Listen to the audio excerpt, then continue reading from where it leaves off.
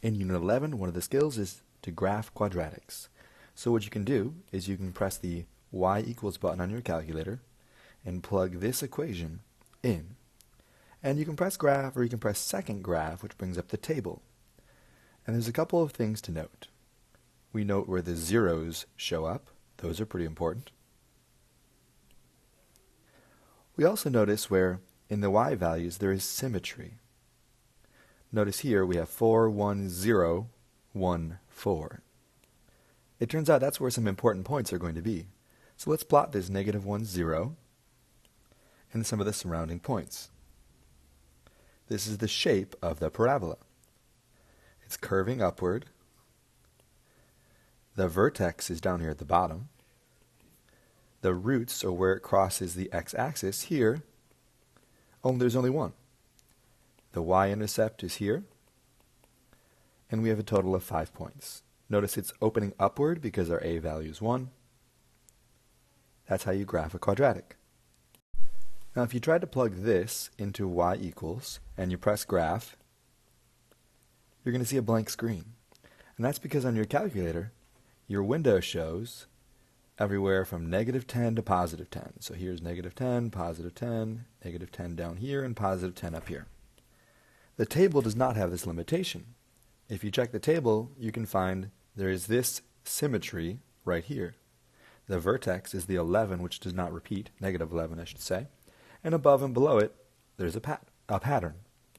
If I wanted this to show on the graph, I can adjust my window. For example, what if I changed my y minimum to be negative 20? You can do this by pressing the window button and navigating to where it says y min and change that value to negative 20. Now the graph will show up on your screen. If I plot those points from the table, I can see that my parabola looks like this.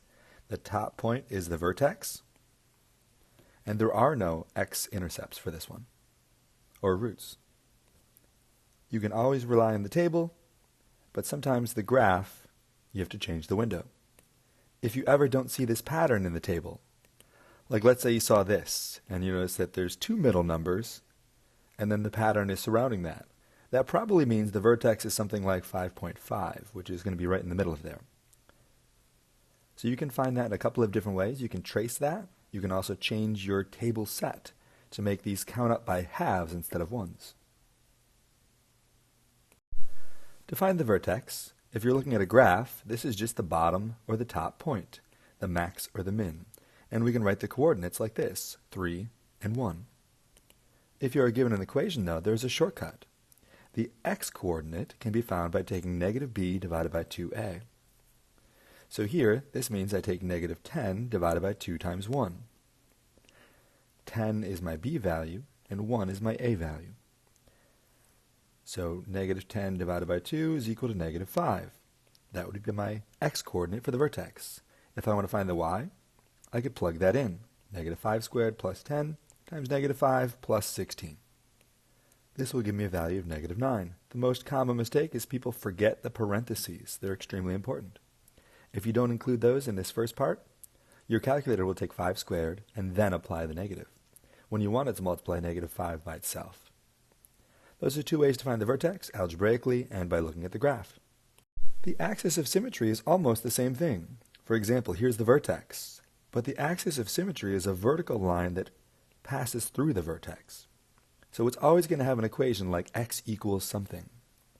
It's not a point, it's a line. So here it's going to be x equals 2. The same trick here can be used. I can take negative b over 2a. b is equal to negative 2.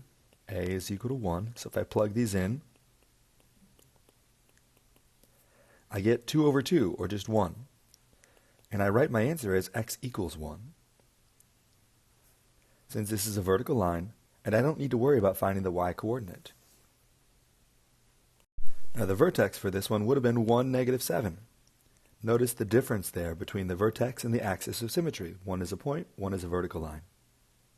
Next up, let's talk about x-intercepts. When we're talking about quadratics, we have a couple of other names for them. We can call them roots, zeros, or solutions. So broadly, this represents where the parabola crosses the x-axis. It can happen twice. It can happen once. or it can happen 0 times, depending on where the parabola goes. The most important thing is to look at the scale of the graph and recognize where 0 is, and that'll tell you where you're crossing. This is at -1 or at +1. You can think of these as coordinates, -1, 0 if you like, or 1, 0, but you can also think of them as their value. What can you plug in for x that will give you a 0 for y? The same thing happens over here, but if we pay close attention, the 0 is over here, and there's exactly one of them at -2. You could write that as -2 comma 0, but the solution, if we word it that way, or the root, would just be -2. You plug that in, you get a 0 for y. What about if you're in the factored form? How do you find the x-intercept? Well, this one is going to be -5, and this one is going to be +2. It's the numbers that you plug in to create zeros. So notice it's just the opposite. +5 becomes -5, and -2 is 2. When it comes to y-intercepts, that's where this line crosses the y-axis. Or in other words, what happens if I put in a 0 for x? So this becomes -1 times a -3, which is a +3, and that's your answer. That's your y-intercept. If I look at a graph, it's simply where the line crosses the y-axis, and I think it would be here, 0, 7. If I consider an equation in standard form, remember I'm going to plug in a 0 for x. These parts go away, and my y-intercept is just -7. So depending on how it's written, factored form, standard form, or a graph, those are 3 different ways to find the y-intercept. The final feature of a parabola tested was how do you know if a parabola opens up or down? So the key thing to pay attention to is the sign in front of x squared. These are going to open down because they're negative. These are going to open up because they're positive. If I look at this graph, it opens down. So these are for sure not right. The other key feature here is the y-intercept. It crosses the y-axis here at -4. And I would expect to see that right here. This one's the wrong value. So this would be our equation. Those are the things we can recognize just at a glance looking at the equation. Here we have a list of all the perfect squares. 1 times itself, 2 times itself, 3 times itself gives you these values. When we are dealing with square roots, if a number is on this list, you can resolve it and get a whole number, no decimals. For example, the square root of 16 is just 4. However, if you try to take the square root of 17, you'll get 4.123105626, and the decimal keeps going, and there's no fraction, there's no way to round. So we can't actually simplify that into a whole number. We're going to leave it as root 17. If you consider a number like the square root of 20, though, you can split that into its factors, the square root of 4 times the square root of 5. And one of these comes out even. The square root of 4 comes out as 2. So we can simplify that part, and it becomes 2 times the square root of 5. 5 is not on this list, and it doesn't have any factors that are on this list, so we just leave it alone. We can also think of this like a combination of combining like terms, as well as splitting into perfect square factors. For example, once I take the square root of 16 here, and it becomes a 4, now I can multiply it by the 2. When it was underneath the radical, it doesn't mix with the whole number outside. So this allows me to simplify to 8 square root 2.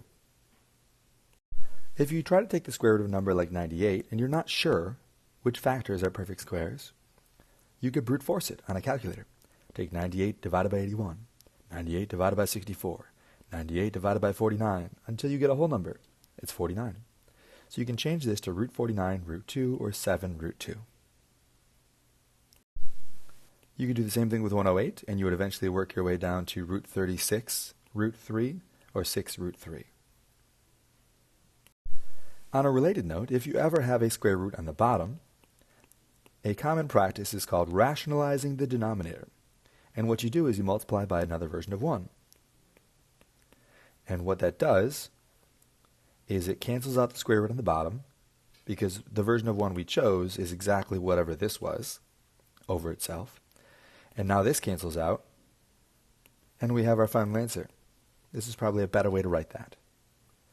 What's the rule there? Try to avoid having square roots on the bottom of a fraction.